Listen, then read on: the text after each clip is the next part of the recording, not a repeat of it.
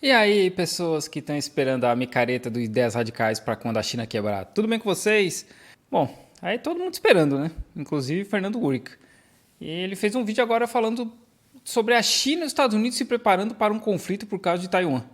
Vamos lá, né? Uma das grandes decepções dos analistas em 2023 tem sido o desempenho da economia chinesa, porque depois do relaxamento das medidas de restrições contra a Covid-19, o que aconteceu ao fim do ano passado, havia muita expectativa de que a economia chinesa pudesse reaquecer, o que seria positivo para o mundo inteiro, mas isso não aconteceu. E as respostas Eu não sei qual que era a expectativa dos economistas em termos de números, mas ontem o governo falou que no último ano, se a gente comparar de um ano de 23 de julho, né, 22, 23 de julho de 2023 até 2022, a economia chinesa cresceu 6,3%. E a expectativa para o ano de 2023 é um crescimento de 5,2, 5,3%. Assim, não sei qual que era a expectativa desses economistas, né, mas não é pouco, né, 5%. do governo chinês até o momento foram relativamente tímidas. E talvez a explicação é que agora a preocupação principal de Xi Jinping e do Partido Comunista não esteja mais na economia, mas sim no eventual conflito entre China e Estados Unidos com seus aliados. E é isso que eu quero mostrar nesse vídeo, começando com o dado de crescimento do PIB chinês que foi divulgado nessa semana, que no segundo trimestre desse ano já mostrou uma desaceleração com um crescimento de apenas 0,8% em relação ao trimestre anterior, uma queda em relação ao primeiro trimestre deste ano. E nessa matéria do Financial Times, Lembrando que continua crescendo, né? Como eu falei, a expectativa é 5,5 para esse ano inteiro. E esse argumento de... Bom, vamos ver, vamos ver.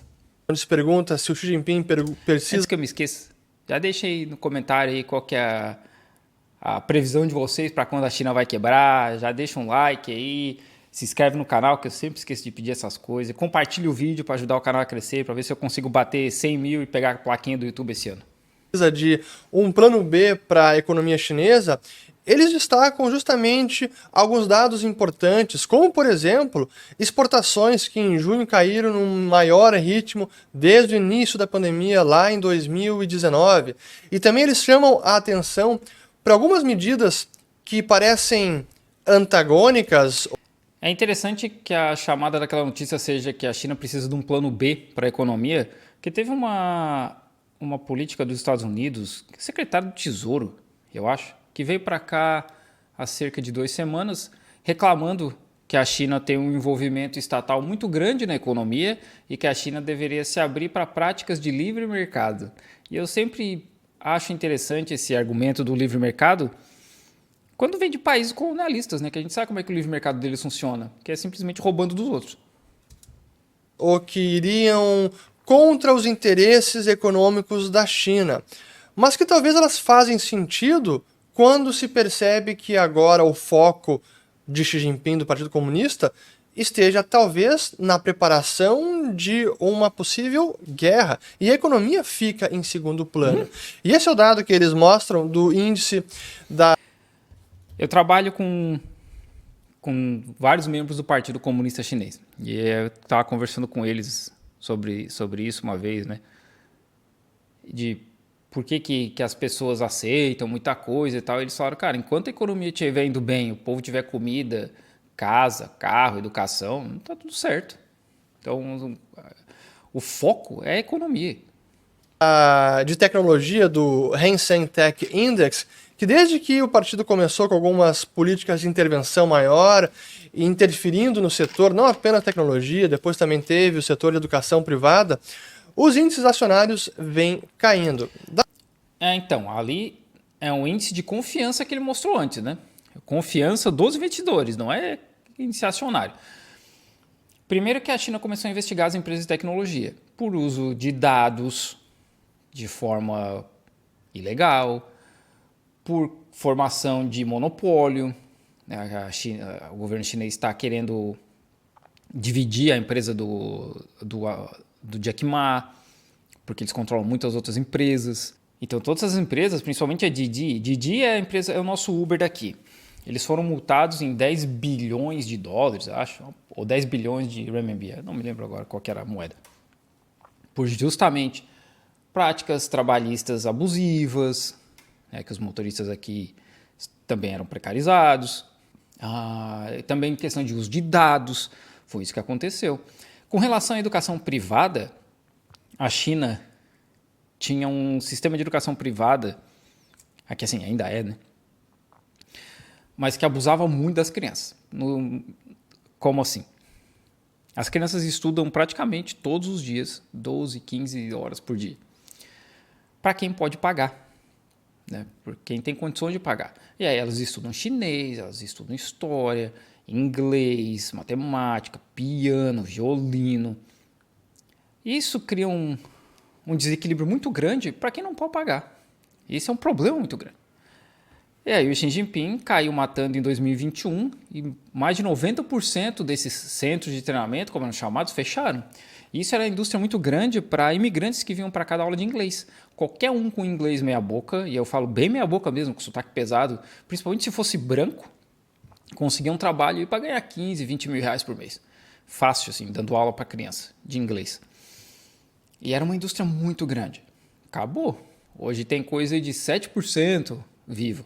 Tem muita gente operando por debaixo dos panos, porque não é bem ilegal, mas é nesse nível, assim. Foi isso que ele fez.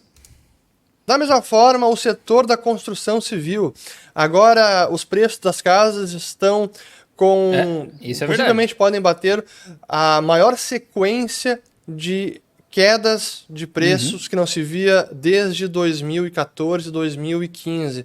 E o setor da construção, que a gente vem retratando aqui bastante nos últimos anos, que a economia chinesa passa, assim, por esse reajuste, um novo modelo econômico.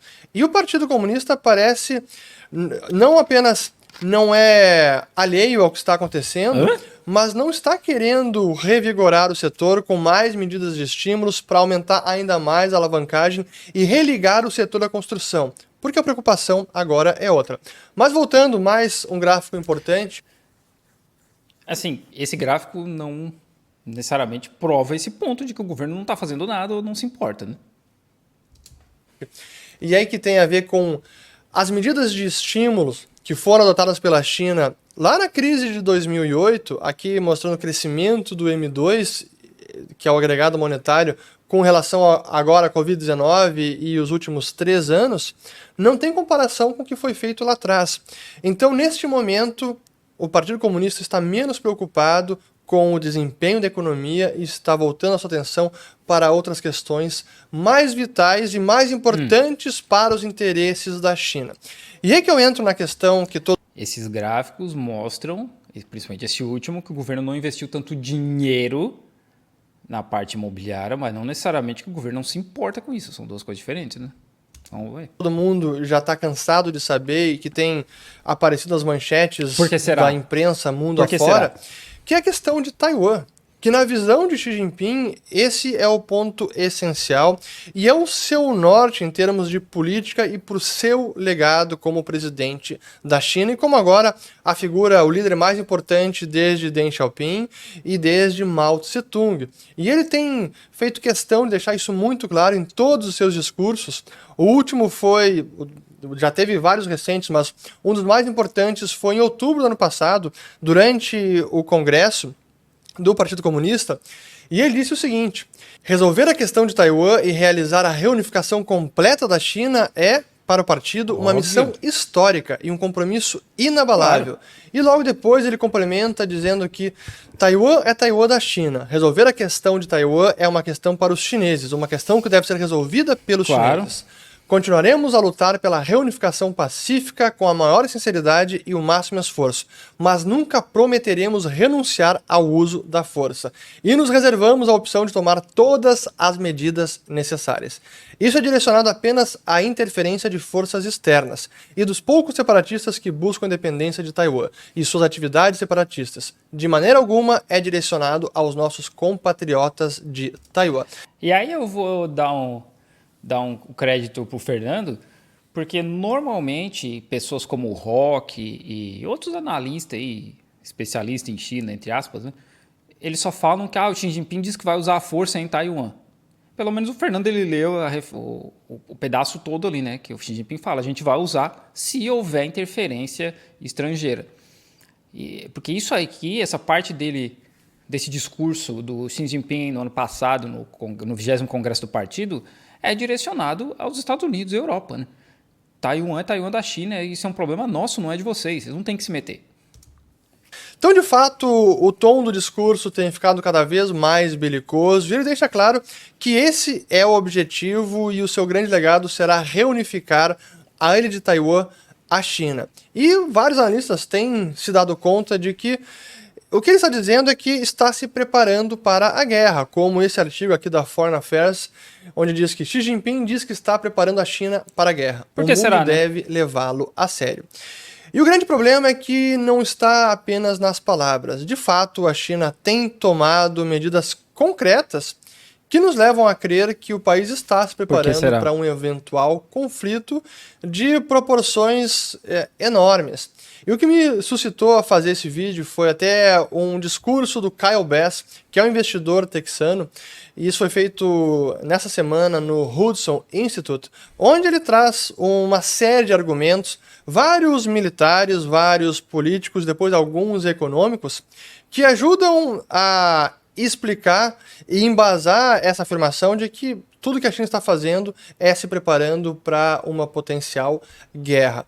Desde os gastos militares que aumentaram, até os exercícios militares que a China tem feito sobrevoando sobre a ilha de Taiwan. Não. Vamos fazer um comentário aí. A China não está sobrevoando a ilha de Taiwan. A zona aérea de Taiwan, que eles afirmam ser deles, metade dessa zona é dentro de território chinês, da parte aqui onde eu moro, não necessariamente aqui é a minha província, né, mas a província de Fujian. Então, toda vez que aparecem essas notícias de a China invadiu o espaço aéreo de Taiwan, quando a gente vai ver onde é que os aviões estão, eles estão sobrevoando o Estreito de Taiwan. Já aconteceu de eles estarem sobrevoando Fujian, e aí a mídia internacional disse que era espaço aéreo de Taiwan, só porque essa zona aérea de Taiwan engloba parte da terra da China, da China continental. Avançando em águas que teoricamente pertencem a Taiwan, assim como várias outras medidas legais, como, por exemplo, mudar a lei para permitir que a China nacionalize ativos em mãos de estrangeiros no caso de um conflito, se estourar uma guerra, mas também do lado econômico. E aí quando a gente olha... A gente tem que lembrar que desde os anos 70, se não me engano, Taiwan é reconhecido como parte da China por quase o mundo inteiro, inclusive dos Estados Unidos e Europa. São só 13 países no mundo hoje, 12 ou 13, que não reconhecem Taiwan como parte da China. Taiwan é reconhecido internacionalmente como uma província da China. Aqui eles chamam de província rebelde. E é isso aí. Não é a China diz que Taiwan é parte da China. O mundo inteiro, de modo geral, também diz isso. Mas aí os taiwaneses e tal, isso é uma outra discussão, né? Isso é uma outra discussão, se os taiwaneses querem ser parte da China ou não. Porque não é essa conversa aqui. Mas, de modo geral, até os Estados Unidos reconhecem isso. Essas medidas, fica claro que há alguma preparação para algo mais importante. Né? Como, por exemplo, garantir o fornecimento de alimentos, já que a China importa cerca de 40% dos seus alimentos anualmente, e ela com apenas 20% da população mundial está estocando mais ou menos 70% dos grãos do mundo. Outra medida de preparação para um eventual conflito, garantir o fornecimento de petróleo. A China é o principal importador de petróleo do planeta, sendo que 50% dessa importação provém do Oriente Médio e a Arábia Saudita corresponde a 17%. Angola, na África, é importante, com 8%, Rússia, 15%, até mesmo o Brasil com 6%. Esse gráfico ajuda a explicar por que Xi Jinping visitou a Arábia Saudita para estreitar relações econômicas, diplomáticas e políticas e ajudou a intermediar um acordo entre Irã e Arábia Saudita, coisa que os Estados Unidos nunca conseguiram fazer. Porque não há interesse dos Estados Unidos e da Europa a união entre países, principalmente dos Estados Unidos, né? Para os Estados Unidos não é interessante nem existir uma União Europeia, porque eles seriam muito fortes e seriam um oponente, um adversário para os Estados Unidos.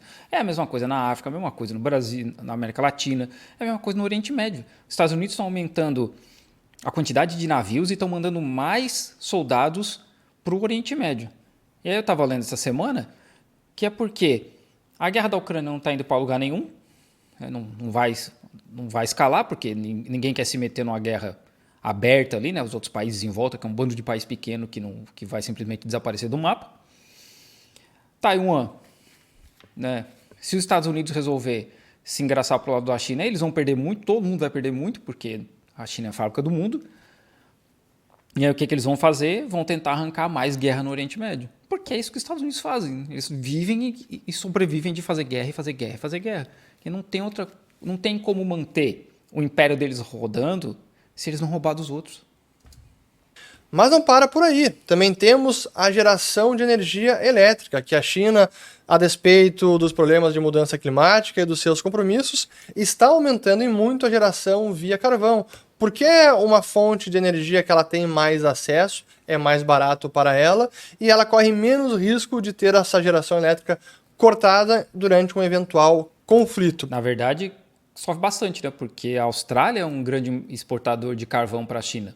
Num conflito entre Estados Unidos e China, a Austrália, a gente já sabe, né, vai ficar do lado dos Estados Unidos e não tem como o carvão chegar aqui. E pelo lado financeiro, e ciente do que aconteceu agora com a Rússia depois da invasão da Ucrânia, Xi Jinping sabe que ele precisa tomar medidas de precaução. E ele já vem fazendo isso, aumentando o estoque de ouro, como a gente pode ver aqui na tela, isso vem aumentando, não aumentando ou até reduzindo as reservas internacionais denominadas em treasuries americanos, a dívida pública do país. E o que ele conseguiu gerar, o que a China conseguiu gerar de excedente na sua conta corrente, que estava quase zerando aí na pandemia, e aí estourou a Covid e as medidas de restrição, os chineses pararam de viajar, pararam de mandar dinheiro para fora e conseguiram reverter a conta corrente, que é positiva.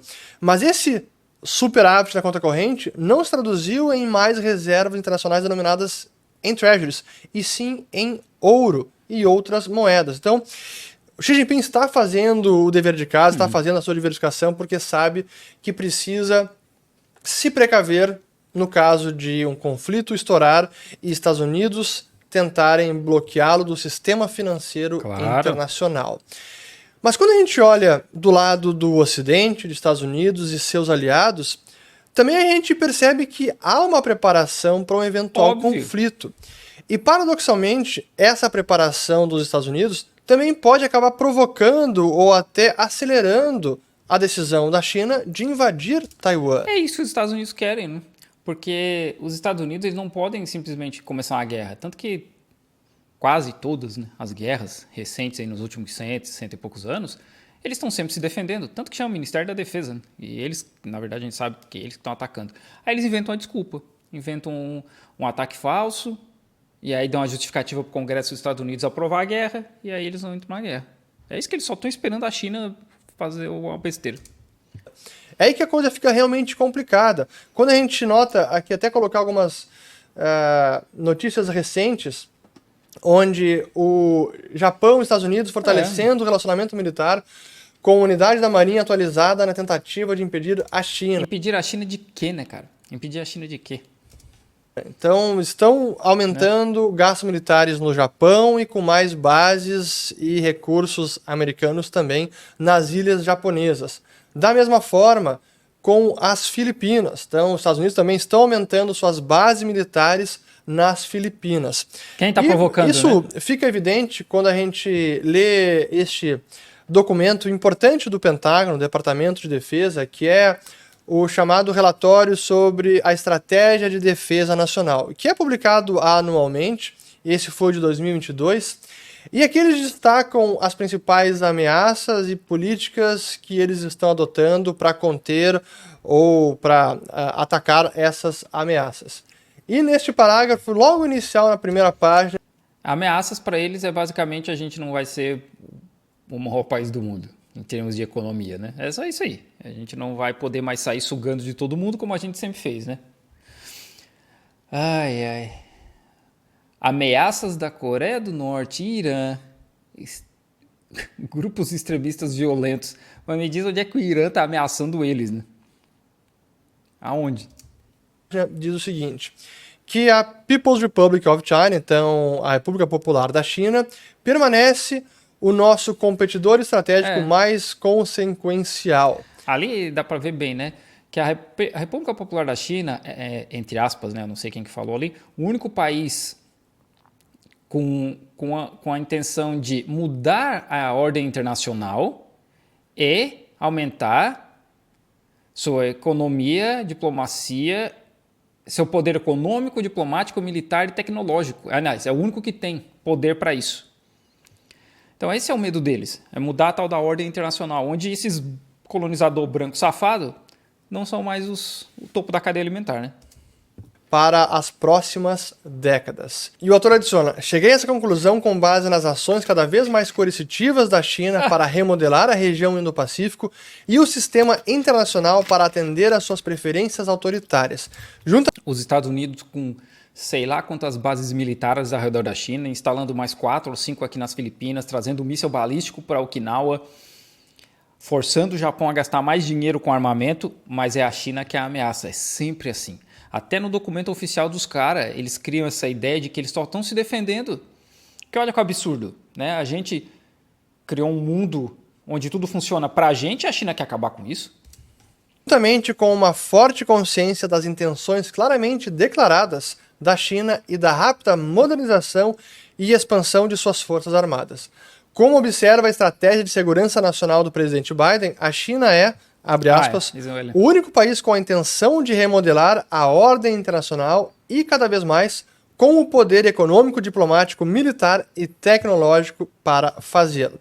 Fecha aspas. Então, assim, claramente os Estados Unidos estão destacando a China como grande adversária mundial, só que a China também encara da mesma forma, especialmente quando ela percebe que Estados Unidos e seus aliados estão cercando o continente. Olhando no mapa mundi, Estados Unidos com bases militares ao longo de várias ilhas do Japão, que se estendem até perto de Taiwan, na Coreia do Sul, agora também nas Filipinas, inclusive ao norte. Agora não, já tinha, né? Agora eles têm ao norte, que é mais próximo de Taiwan. Norte do país, juntamente com o acordo militar entre Austrália, Estados Unidos e Reino Unido, chamado de AUKUS, que prevê o uso compartilhado de submarinos nucleares e até mesmo de bases aéreas no norte do continente. Então, faltou mostrar ali, eles têm uma base na Tailândia, Malásia, Singapura, que eles querem fazer um círculo ao redor da China para impedir a China de acessar o mar. E isso aí eu sou obrigado a dar o braço a torcer, porque o Rock falou isso num vídeo, eu achei que ele estava viajando. Mas é bem isso mesmo, que é impedir a China de acessar o mar aberto. Esse é um grande problema, é a grande tensão do momento que deixa o mundo inteiro preocupado. Em termos de previsão, horizonte de tempo, quando poderia ocorrer uma invasão, as análises variam de... China não vai invadir, porque não pode invadir o que já é deles, né? De alguns anos, até 2027, ou até mesmo alguns meses. Sendo que naquele discurso do Kyle Bass, ele comentou que o momento ideal para uma invasão, por conta de maré e correnteza, seria nos meses de abril, maio ou agosto.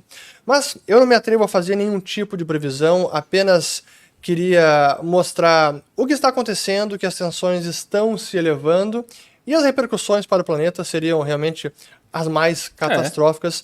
E a gente só espera que as tensões sejam diminuídas. Só depende dos Estados Unidos, né? É que tá. Até o Henry Kissinger, mandaram o Henry Kissinger com 100 anos para vir aqui conversar com o Xi Jinping. Por quê? Porque os Estados Unidos, eles não querem baixar as tensões e aceitar coisas que a China queira impor. Não, a China tem que reduzir as tensões nas regras dos Estados Unidos e aceitar o que os Estados Unidos querem impor. É assim que funciona. Tanto que mandaram aí o secretário de Estado, mandaram aquela secretária de Tesouro e agora o Henry Kissinger, que capitalismo é isso aí, né? O cara com 100 anos tem que continuar trabalhando. Para ver se acontece alguma coisa. Simplesmente os chineses não vão ficar mais aceitando o colonizador safado mandar eles fazer. Que não haja uma escalada desse eventual conflito. mas que sem Já dúvida está escalando, cara. 4 bases militares novas aqui do lado de casa. alguma é algo que chama atenção pela consequência que teria para o mundo inteiro. Espero ter gostado desse vídeo. Como eu já falei várias vezes, né? Qualquer guerra aqui vai zoar o mundo inteiro. Se a guerra da Rússia já está causando um problemão, principalmente para a Europa, a questão de tudo, preço subindo, inflação e etc. Imagina uma guerra com a China que produz tudo. Tipo, 70%, 60 e poucos por cento dos antibióticos do Brasil são produzidos com materiais aqui. E a ideia dos Estados Unidos é estrangular a China, como eu falei, né? Fazer um anel de forma que navio não passe mais. Então, imagina como esses antibióticos chegam no Brasil como? Essas matérias-primas, né? É uma coisa assim absurda. 85% das bandeiras dos Estados Unidos são feitas na China. Não vai ter bandeira nem para enterrar soldado. E como eu sempre falo, né, o Japão vai virar um estacionamento gigante. Aí era uma pradaria. Terraplanar o Japão. Porque a China não esquece o que os japoneses fizeram aqui. Né? A China não esquece o que nenhum deles fizeram aqui. Inclusive quando os italianos invadiram aqui lá para 1900. Mas é isso aí, gente. O vídeo do Fernando até que foi bom. Eu curti. Porque ele trouxe informações que realmente condizem com a realidade aqui. E é isso aí, né, gente? A gente está indo talvez para um caminho sem volta.